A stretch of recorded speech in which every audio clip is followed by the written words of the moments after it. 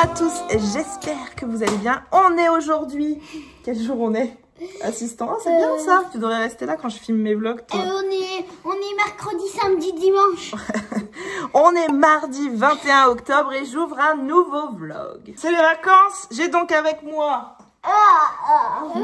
J'ai donc avec moi les deux mini Chacha. Et la boubou, bien sûr, parce qu'on n'échappe pas à ça ici. Bon, ça va être un vlog très chill cette semaine. Je suis en grande partie à la maison avec les garçons, en télétravail. Je vais aussi un petit peu aller au bureau. Tu veux montrer ta création? Ouais. On a fait ça avec les garçons. En fait, c'est une pierre de relaxation pour arrêter de sucer son pouce. Ça marche pas. C'est une pierre de relaxation. Donc on a fait ça avec la pâte autodurcissante. Ça marche pas. Ne vous dites pas, ça marche pas. Ouais, mais c'est super agréable quand même. Ouais, mais ça marche pas. Oui, mais c'est aussi pour se relaxer. Mais toi, en même temps, t'es pas trop stressé dans la vie. Donc voilà, on a fait ça avec la pâte autodurcissante de chez Action. Et puis après, le but, c'est de faire des petits mouvements comme ça avec le pouce pour se détendre. Ouais. Les garçons vont choisir ma prochaine lecture. Je vous avais pas montré encore mon beau couloir. Oh ouais, c'est très beau. Ah ouais, c'est très beau. Alors, j'hésite entre commencer. La société très secrète des sorcières extraordinaires de Sangu Mandana. Désolée, hein. Quand on n'est pas doué. Donc, je disais de Sangu Mandana aux éditions Lumen. Ça, mais je dirais que c'est sorti l'année dernière. J'ai vu 2-3 chroniques passer dernièrement qui disaient que c'était pas ouf. Alors, du coup, il me fait peur. Sinon, j'ai très envie de lire ça à la maison. Non, ça me fait peur que ce soit pas incroyable parce que c'est quand même un gros livre. Hein. Oh non, ça va en fait. 400 pages. Sinon, j'hésite avec ça. La Maison des Silences de Donato Carisi. Ça, c'est un thriller pour le coup. Ou alors un autre thriller que j'ai acheté ce week-end au Festival Sans Nom. Celui-là, il est plus petit, ouais. C'est combien de pages? 280. Oh, je crois que Charlie et la chocolaterie, c'est pareil. Ah bon? 280, Charlie et la chocolaterie. Donc de Laure Rollier, 19 River Street. Qu'est-ce que je lis, les gars? Le 19 River Street, là. Celui-là. Ouais, je savais que vous ne seriez pas d'accord. Non, celui-là. River, moi je veux... Lequel on élimine? On élimine celui-là, du coup. Ouais, le bleu. Celui-là, je le lis pas. Donc, un des deux, là? Moi, je veux 19 River... Ça? Oui. Il va falloir faire... Ah non, comme ça. Ah, mais comme ça, vous allez voir si je le mets dans mon dos. Non, regarde pas, toi, tricheur. Mais quel tricheur, cet enfant. Mais quelqu'un derrière? Oui, le chien. Comme d'habitude, le chien est toujours à 2 mètres derrière moi. C'est là, moi, je c'est là, c'est là. C'est là? Ouais. Oui! Oh non, il est trop nul, le livre. Je le lis juste après. Ça va aller vite, mon cœur. Dans 2 jours, j'ai fini. Eh bien, ce sera celui-ci qui va m'accompagner en ce début de semaine. On est toujours mardi et je voulais vous montrer avec les garçons. Avec les garçons, on a fait des Legos ce matin. Je leur avais acheté un petit Lego chacun. Et ils sont sympas tous les deux. Ça, ah, Owen, t'as mal accroché ta citrouille, dis donc. Elle est censée tenir dessus, là? Oui. Alors, la petite citrouille d'Owen. Avec la voiture, il est pas trop rassuré. J'ai rajouté une araignée, là. Et Nono, lui, c'était le petit fantôme. Vas-y. Qui s'allume. Qui s'allume. Trop sympa. Il y a un bouton levier et en fait... Mais vous avez des il y papinettes, a un bouton vous. et du coup, j'ai appuyé sur le bouton. J'ai fait une petite. T'as fait une bêtise? J'ai renversé la gamelle du chien. Oh non. Et moi, je me suis pris celui-ci. Je ne l'ai pas encore attaqué. Sur ce, c'est tout ce que j'avais à vous dire pour ce mardi. Je vous reprends plus tard. Je vous reprends. On est mercredi et je vous reprends parce que j'ai reçu plein de petites choses que je vais ouvrir avec vous. Alors, la première chose que j'ai reçue, ça me vient des éditions Robert Laffont et donc de Karine Pitoki. J'ai reçu un très joli tote bag qui va avec son livre. Donc là, on reconnaît aisément les illustrations du premier tome. Un très grand merci pour l'envoi de ce tote bag. Ensuite, une petite réception qui me vient de chez Hauteville. Et là, j'ai reçu un roman de Louise Fane que j'ai déjà lu, cette autrice. Je ne sais plus le titre du roman que j'avais lu, c'est peut-être marqué... La fille du Reich, voilà, c'est ça que j'avais lu. Donc ici, il s'agit de la librairie des faux semblants. 1962, le monde est au bord de la guerre nucléaire. La jeune Célia Duchesne travaille dans une librairie spécialisée en livres rares et anciens à Londres et son avenir semble déjà tout tracé. Jusqu'au jour où Septimus, un bel américain, s'intéresse à elle et lui et lui ouvre des horizons insoupçonnés. Toutefois, le monde de Célia vacille lorsque des secrets familiaux datant de la Seconde Guerre mondiale remontent à la surface. Dès lors, elle n'a plus qu'un seul repère, Septimus. Mais peut-elle l'aimer sans crainte quand l'imminence d'une apocalypse nucléaire jette un voile de suspicion sur chacun? Devenue malgré elle un rouage de la guerre froide, Célia doit déjouer la machine infernale où ennemis, alliés et traîtres ne semblent plus faire qu'un. Ça fait 450 pages en format poche. Il est très tentant ce livre. Un très grand merci à Hauteville pour l'envoi. Souvent je les mets derrière et au bout d'un moment ils se cassent la figure. Ensuite de chez Hatier, j'ai reçu ça il y a un petit bout de temps mais je vous l'avais pas encore montré. J'ai reçu des livres jeunesse. Ça fait partie des livres préférés d'Owen, cette collection là. Un livre de notre collection que l'on fait avec les garçons Monstres et Légendes, La Belle face à la Bête. Donc évidemment, c'est un récit que l'on connaît bien. Nous, dans cette série-là, on en a déjà plusieurs. On a Dracula, la créature de Frankenstein, Fafnir, le dragon du Nord. On a les sorcières de Salem également. Enfin, voilà, c'est une collection. Oh, il y a Baba Yaga, la sorcière de la forêt. Je savais pas ça. Faudrait que je regarde de plus près. Cette collection-là, les garçons l'aiment beaucoup. Ensuite, une des collections préférées d'Owen, c'est ces petits romans-là, c'est Le monde dont tu es le héros. Et là, il s'agit d'un sujet très sensible pour cette génération qui est les écrans. Un livre-jeu pour les 7-8 ans, c'est marqué au dos. Et en fait, vous savez, c'est le genre de livre où à la fin de chaque page, tu peux choisir en fait si, par exemple ici, c'est après la récré, chacun retrouve son groupe. Tu choisis le projet de classe et là tu vas page 17 ou alors l'exposé et là tu vas page 18. C'est toi qui crée ton histoire. Owen adore ces petits livres là parce que voilà, il y a plein de fins possibles et différentes et il aime beaucoup. Ensuite, moi j'ai vu au catalogue Si cher à mon cœur, histoire au féminin pluriel de Anna Roy et de Stéphanie Rubini. C'est un roman graphique. Anna Roy livre de manière intime les rencontres qui ont jalonné son chemin et ont fait d'elle la professionnelle engagée qu'elle est aujourd'hui. Elle raconte sous le trait juste et sensible de Stéphanie Rubini ses vies de femmes, de mères, de couples, de parents, parfois leur douleur immense, mais surtout leur espoir et leur joie infinie. Ces histoires vraies, vécues au féminin pluriel, sont celles de chacune d'entre nous. Ce sont aussi les vôtres. J'ai monté peut-être un peu vite les illustrations. Voilà, j'ai hâte de découvrir ce graphique. Un très grand merci à Hatier pour l'envoi de toutes ces petites choses super chouettes. Ensuite, j'ai reçu un livre, j'ai bugué, de Kalman Levy. Et il s'agit du dernier, ou plutôt je devrais dire du premier Nico Takian. C'est donc une réédition. Il me semble que je dis pas de bêtises, que c'est son tout premier roman. Donc voici un nouveau format, une nouvelle couverture pour Quelque part avant l'enfer de Nico Takian. En déposant son fils à l'école, Anna pensait vivre une journée ordinaire. Percutée de plein fouet par un poids lourd, elle se retrouve aux portes de la mort. Hors de son corps, elle assiste à sa propre agonie et vit une expérience de mort imminente. Mais ce qu'elle découvre alors n'a rien d'apaisant. Pas de lumière bienveillante, mais un couloir d'ombre, d'angoisse et le visage terrifiant d'un homme. 2 semaines plus tard, Anna sort du coma. Marquée par cette expérience, elle est convaincue que ce n'était pas une hallucination. Le tueur en série qui ensanglante la capitale viendra bientôt pour elle. Quand, comment, difficile de lui échapper si elle l'ignore. Peut-être est-ce le moment de mettre sa vie en ordre, de réparer les erreurs commises et surtout de découvrir les secrets de son passé. Il fait 329 pages. Je vois en feuilletant que c'est tout à fait le style de Nico Takian puisque je vois des chapitres très courts. Normalement, Nico Takian, ce sont vraiment des romans, des page-turners où ça va très vite. J'aime beaucoup. Un très grand merci pour l'envoi. Et ensuite, j'ai reçu un petit colis de chez Elegy. Je ne sais toujours pas si c'est comme ça qu'on dit. Et ça, c'est un roman envoyé. Donc, c'est les éditions Gallimard qui m'envoie ça sous le label Elegy. Et là que je vois qu'il s'agit de The Notorious Virtuous. Ne jamais sous-estimer une héritière quand sa magie est en jeu. Tiens, d'ailleurs, ça me fait penser que dans le dernier vlog, je vous dis que j'ai attaqué à l'audio Inheritance Game. J'ai complètement lâché l'affaire parce que je me souviens pas de plein de trucs. Alors, il va falloir que je retrouve le résumé spoilant que je m'étais fait à l'époque. Et pour le réattaquer plus sereinement, du coup là à l'audio j'écoute l'affaire Alice Crimmins. C'est un tout petit livre, un true crime, j'aime beaucoup. Chère lectrice, cher lecteur, la publication de ce roman en français est un grand événement pour moi. Je suis canadienne, mais la France c'est toute ma jeunesse et pas que pour les vacances. J'y suis allée à l'école, de la maternelle jusqu'au baccalauréat et j'y ai commencé ma vie professionnelle comme libraire. Pour autant, malgré les efforts de mes professeurs, je n'écris qu'en anglais. Cette traduction est donc l'occasion de partager ce livre avec le pays qui m'a accueilli pendant la première moitié de ma vie. Ce qui vous attend dans ces pages de Notorious Virtues est né d'un constat d'une assistante sociale déplorant que la fantaisie glorifie la famille de sang au détriment de la famille choisie.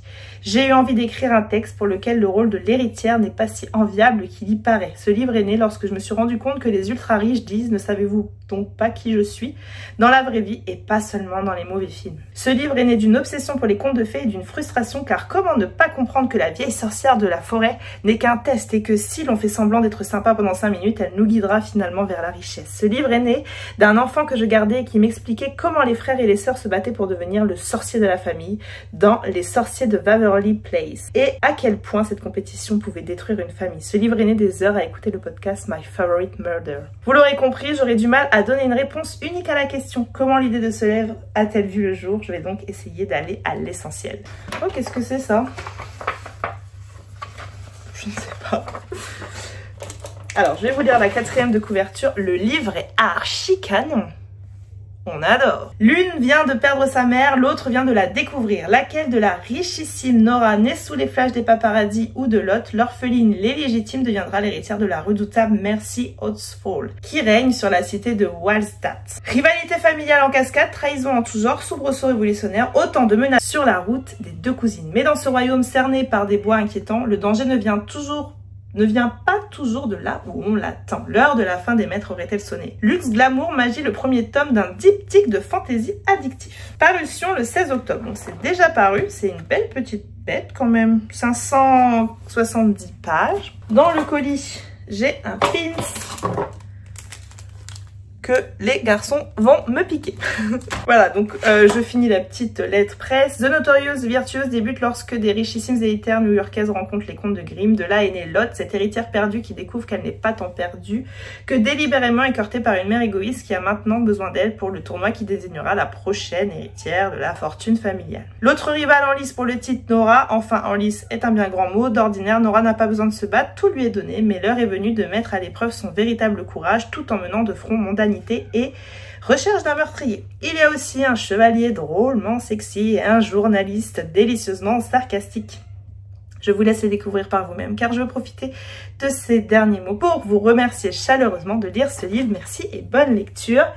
Halloween Hamilton. Un très grand merci pour l'envoi de ce roman. Je suis très curieuse de lire ceci. Je trouve la couverture absolument canon et le jaspage aussi est très joli.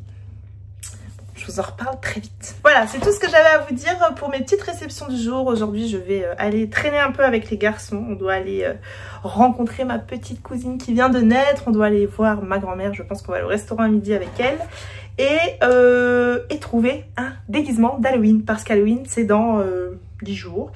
Et qu'on n'a pas de déguisement.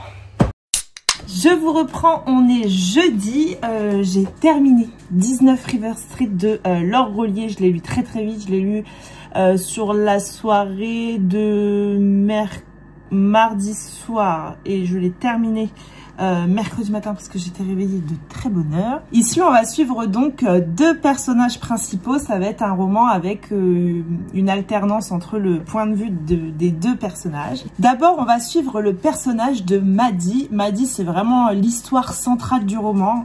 Elle vit à Seattle, elle vit seule à Seattle dans cette maison au 19 River Street et il y a 12 ans, Maddie a vu sa fille disparaître mystérieusement en pleine nuit. Ils étaient en famille, elle, son mari, son fils et sa fille. Sur un bateau, ils avaient décidé d'aller faire un espèce de petit week-end en famille. Et pendant la nuit, sa fille de 4 ans a mystérieusement disparu. Très rapidement, l'affaire, on a conclu que elle était tombée à l'eau et qu'elle s'était noyée et on n'a jamais retrouvé le corps. Évidemment, après ce drame-là, la famille va complètement imploser. Ils vont divorcer quelques années après parce qu'en fait, Maddie ne cessera de chercher sa fille. Maddie ne se résoudra pas, je sais pas si c'est ça le terme exact qu'il faut que j'utilise, n'admettra pas que sa fille en tout cas est tombée à l'eau. Elle se dit que peut-être on l'a enlevée, etc., etc. Et son mari, en fait, au bout d'un moment, il va péter un câble, il va lui dire écoute, ta fille est morte, ça suffit, laisse-moi tranquille, tu t'occupes même plus correctement de ton fils et voilà, le couple va se séparer. Et puis un jour, elle reçoit un mot mystérieux, une espèce de carte où on lui dit « Je sais ce qui s'est passé sur la dernière danse », donc ça c'est le nom du bateau. « Joséphine est toujours en vie, rendez-vous demain à telle heure dans un bar ». Et évidemment, ça va réveiller en Maddie tous ses espoirs que sa fille n'est pas morte en mer. Et à côté de ça, on va suivre Gabriel, qui est donc le second personnage principal de cette histoire. Et Gabriel, il va venir s'installer chez Maddie. Elle loue en fait l'étage de sa maison à ce jeune homme qui est donc écrivain et qui est là pour finir son manuscrit. Mais on va très vite se rendre compte que Gabriel n'est pas tout à fait là par hasard et que lui aussi il a des choses dans son passé à remuer. Donc je vous dis, c'est une alternance entre ces deux personnages, entre leurs deux histoires. Il y a des allers-retours dans le passé, que ce soit dans la vie de Gabriel ou que ce soit dans la vie de Maddie. Ce que j'ai trouvé hyper intéressant, c'est qu'au début, en fait, on fait confiance absolument aveuglément en ces deux personnages. Et finalement, plus on avance dans l'intrigue, plus on se pose tout un tas de questions, autant sur Maddie, autant sur Gabriel. Elle va créer une espèce de tension, leur relier dans ce roman-là, que j'ai beaucoup aimé. Il est très court, je l'ai lu, je vous dis, en 2 fois. Il fait 280 pages et pourtant, c'est un page-turner pour moi, parce que ça veut dire que parce qu'on va très vite, parce qu'on lit les pages frénétiquement, parce qu'on a envie de savoir, plus on avance dans l'histoire, plus on connaît les secrets de certains personnages et plus on se demande jusqu'où ça va aller finalement cette histoire. La question c'est qu'est-ce qui s'est passé sur le bateau cette nuit-là et pourquoi Gabriel est là. Elle va nous faire plusieurs petits rebondissements dans l'histoire que j'ai trouvé hyper intéressant pour un roman si court. Voilà, j'ai beaucoup aimé ma lecture, j'ai beaucoup aimé la plume. Attention aux sensibles, aux précieux des livres, j'ai surligné des passages dans ce roman-là parce que j'ai trouvé hyper poignant. Je vais vous en lire un. Le temps. Nous étions toujours pressés de rentrer, pressés que la journée se termine, pressés que les devoirs soient faits, pressés que les vacances arrivent, pressés que grand-mère rentre chez elle, pressés que les enfants grandissent, pressés que ce putain de feu rouge passe au vert, pressés que la vie nous offre enfin du répit. Sauf que nous l'avions, le temps. Il était là, si précieux, à nous observer, nous battre contre nous-mêmes. Nous l'avions, mais nous ne savions pas l'utiliser ou mal, très mal. Aujourd'hui, je n'ai plus que ça. Des heures à combler, des nuits trop longues, des instants inutiles qui s'éternisent et les souvenirs magnifiques et douloureux de tout ce que l'on cherchait à fuir à l'époque. Voilà un petit peu le style de la plume de Laure Rollier et je l'ai trouvé extrêmement intéressant. Voilà, c'est un thriller qui est pas spectaculaire, c'est pas un James Bond qu'on va lire, quoique il y a certains passages où tu te dis mais où je suis. C'est plutôt psychologique et je l'ai trouvé extrêmement bien fait, j'ai beaucoup aimé ma lecture, je continuerai de découvrir la plume de Laure Rollier avec grand plaisir. Et finalement, j'ai attaqué un autre roman que je me suis acheté au Festival Sans Nom. Ce week-end-là, je l'ai passé notamment avec Alizée et toutes les deux, on a acheté La Fugue sanglante de Charlie Cohen, donc de David A. Cassan, je sais pas c'est quoi le A. Un fils de bonne famille, tue ses 2 parents, une cavale hors norme démarre à travers les États-Unis. Donc voilà, ça c'est dans la petite collection de chez 10-18 qui est en collaboration avec Society. Là, cette enquête-là, elle se passe dans le Delaware. J'ai lu la moitié, j'ai commencé ce matin, j'ai aussi lu un petit peu pendant midi. Et ce mec est complètement taré. C'est flippant parce que là, on est sur du true crime. On sait que ça s'est passé, on sait que ça existe. J'ai assisté donc à la conférence qu'avait organisé le Festival Sans Nom, une conférence autour des livres de 10-18, enfin autour. Il y avait 2 auteurs présents chez 10-18 et c'est super intéressant d'écouter la manière dont ils construisent leurs romans, la manière dont ils ont enquêté. Voilà, lui notamment, il s'est rendu aux États-Unis, il a rencontré des proches, etc. Il a même demandé à ce grand arrêt de Charlie Cohen, voilà, si vous voulez lui parler, mais non, il n'a pas voulu. Cet homme a pris perpète et quand je vois le malade mental que c'est, j'en suis ravie. J'aime beaucoup en tout cas. Là, j'ai lu la première partie et la première partie, on va s'intéresser plutôt au passé avant le drame de cet homme, de Charlie Cohen, son enfance, son adolescence de junkie, parce qu'il n'y a pas d'autre mot. Voilà, ça grille le cerveau, hein. Et puis là, on en a vraiment une preuve formelle. En tout cas, je trouve que c'est bien écrit, c'est bien rythmé. J'ai déjà lu d'autres romans de chez 10-18 que j'avais trouvé un petit peu plus longués par moment, traînant un petit peu pour peut-être écrire plus volumineux, je sais pas, peut-être je juge méchamment. Mais celui-ci j'aime beaucoup et Alizée aime beaucoup aussi pour le moment. Je vous en reparle quand j'ai terminé. Voilà, c'est tout ce que j'avais à vous dire pour aujourd'hui. Là je suis rentrée du travail il n'y a pas très longtemps, il est 18h26. Je n'ai toujours pas commencé le montage du vlog précédent. Il est donc temps que je m'y attelle. Voilà, le vlog du festival sans nom, je vais m'y mettre. Dans un monde absolument utopiste, je monte tout aujourd'hui et je le poste demain matin, mais on va se rendre à l'évidence et il est 18h27, j'ai pas fait à manger. Donc voilà, peut-être que je vais passer ma soirée à ça, mais je suis quelqu'un plutôt du matin, moi, et en fin de journée, je suis pas très productive. Donc on va voir, je vais monter un petit peu tout ça. J'ai beaucoup de rush, j'ai beaucoup de coupes à faire parce que j'ai notamment tourné beaucoup avec ma cousine et bon, bah, on a dit pas mal de conneries, donc faut couper toutes ces petites bêtises. Et voilà, je m'y mets tout de suite.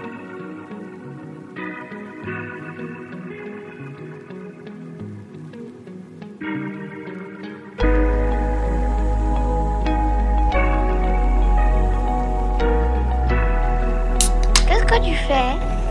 Je suis en train de nous préparer des petites boissons chaudes. Nono, il veut quoi? Alors Nono, je prépare un chocolat chaud. Toi? Dans une tasse. Cocoloco. Cocoloco. Moi j'ai fait... Trop tard, je t'ai fait dans coco. Ah, c'est pas grave, ça change. Moi je me suis fait dans ma tasse citrouille un pumpkin spice latte. Je vais faire couler mon café. Et moi je prends quoi? Et toi dans la tasse Jack, tu as un thé à l'amande de chez Palais d'été. Et on va regarder quoi comme film? On va regarder un film que vous n'avez jamais vu encore, un petit film d'Halloween. C'est quoi, je vous ai dit? Ça s'appelle Les Noces funèbres. J'adore ce film. J'ai des pop. Tu vois les pop? Oui, même t'as le chien, non? Oui, elle a le petit chien.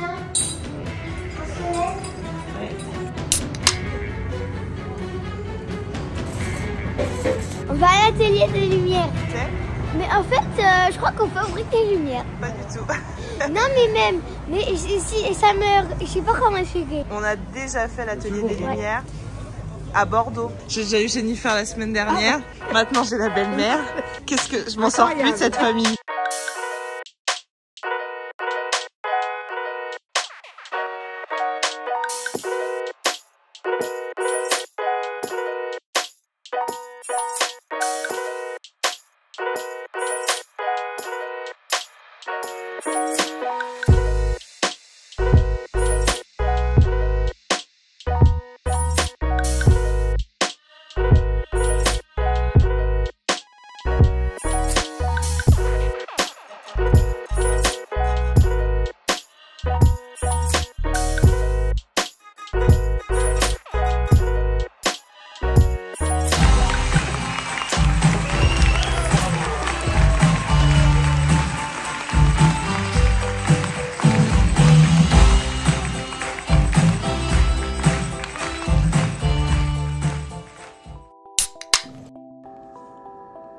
Et après ce samedi parisien un peu fatigant, j'avoue qu'en ce dimanche, j'avais envie d'une ambiance un peu plus chill.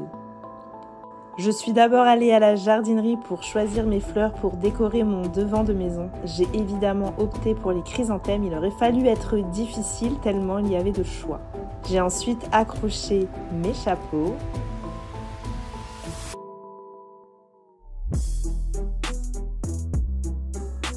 Et j'ai terminé la journée avec un peu de pâtisserie et un cinnamon roll et j'ai commencé un nouveau puzzle.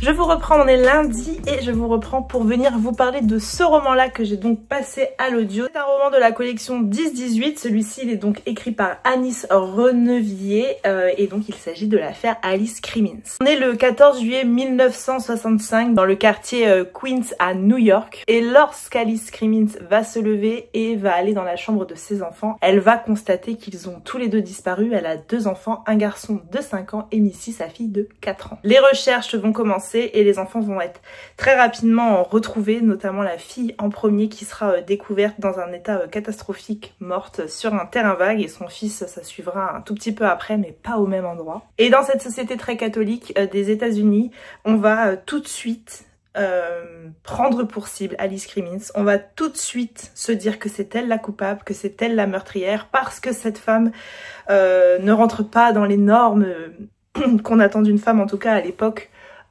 aux États-Unis. C'est une femme qui est séparée, c'est une femme qui a beaucoup d'amants, c'est une femme qui ne pleure pas assez la mort de ses enfants. Et donc Anis Renevier va donc partir enquêter sur cette grande affaire qui a fait, j'ai l'impression, beaucoup de bruit à l'époque. Elle fait un formidable travail d'enquête, je trouve, sur ce roman-là. Il est passionnant, enfin c'est pas un roman finalement puisque c'est une histoire vraie. On va assister à plein de choses édifiantes dans ce roman-là. On va assister à un procès qui va avoir lieu sur plusieurs années, où on va toujours accuser Alice Crimmins, mais pourtant on n'a pas de preuves réelles de ces crimes-là. On ne sait pas finalement si c'est elle ou pas, et on ne sait toujours pas à la fin du roman. Le but ici, c'est pas de donner un avis, c'est vraiment, elle reprend l'enquête et c'est une description vraiment très bien faite, vraiment très bien documentée. Après, chacun se fait son propre avis sur la question, sur si Alice Crimmins a tué ou pas ses enfants, mais on remarque rapidement que c'est vraiment elle qu'on va cibler et pas son ex-mari par exemple, qui pourrait à mes yeux être tout autant coupable. Il va y avoir plein de choses, on va mêler la mafia par moment. J'ai vraiment la sensation quand je vois devant moi ce livre-là, le livre des sorcières, on est sur une vraie chasse aux sorcières de l'époque plutôt moderne. Voilà, c'est parce que c'est une femme. Elle a la malchance d'être une femme à ce moment-là dans une société patriarcale, et c'est vraiment elle qu'on va cibler. Il n'y a pas finalement d'issue à ce roman-là parce qu'on sait pas. Voilà, on va suivre toute sa vie à cette femme-là, et toute sa vie elle clamera haut et fort son innocence, malgré effectivement des éléments qui vont être discutables sur son innocence. Elle va notamment décrire le repas, le dernier repas de ses enfants, en disant ce soir-là elle a mangé ça, et finalement dans son estomac c'est pas ça qu'elle a retrouvé. Elle dit qu'elle a vu sa fille debout à minuit, mais l'heure de la mort tourne autour de 22 h. Donc ça, voilà, il y a des éléments qui l'incriminent finalement. Mais est-ce une mère qui n'a finalement pas été extrêmement perturbée par la perte de son enfant, de ses enfants? Je ne sais pas. Voilà, ça fait donc 2 true crime découvert en peu de temps, et j'ai vraiment aimé les deux. J'ai une petite préférence pour celui-ci, mais celui-ci est hyper intéressant. Là j'ai une préférence parce qu'en fait j'aime bien quand on sait tout et que ça finit, etc., qu'il y a un point final à l'histoire. Là il n'y a pas de point final, il n'y a jamais eu, il n'y aura très certainement jamais de point final à cette histoire, mais l'enquête est hyper intéressante. Sinon, entre temps, j'ai attaqué ceci, La société très secrète des sorcières extraordinaires. C'est un roman de Sangu Mandana paru aux éditions Lumen. J'ai lu une bonne partie, je suis page 249. J'aime beaucoup, c'est une petite ambiance, c'est un roman beaucoup plus léger. Ici on va suivre une jeune fille qui s'appelle Mika Moon, qui est une sorcière et qui dans cette société là doit évidemment cacher qu'elle est une sorcière, puisque on est sur un roman fantastique et non fantasy. Elle doit tout au long de sa vie faire profil bas, cacher ses pouvoirs, etc. Là elle a une trentaine d'années, et elle va avoir un jour une proposition pour venir dans une maison, la maison de nulle part, pour venir en aide à 3 petites filles qui sont des sorcières et qui sont complètement démunies puisque personne ne s'occupe vraiment d'elles, et elles n'arrivent pas à apprivoiser leur magie, et elle va venir dans cette maison afin de les aider. Voilà en gros ce que je peux vous dire sur ce roman-là, mais je vous en ferai un update bien plus complet dans le prochain vlog. Sur ce, je vais clôturer ce vlog ici. Comme d'habitude, j'espère qu'il vous aura plu. N'hésitez pas à prendre le temps de liker, commenter ou partager votre instant de visionnage sur les réseaux sociaux. Moi, je vous reprends très vite pour un prochain vlog. Je vous fais des bisous. À bientôt. Bye!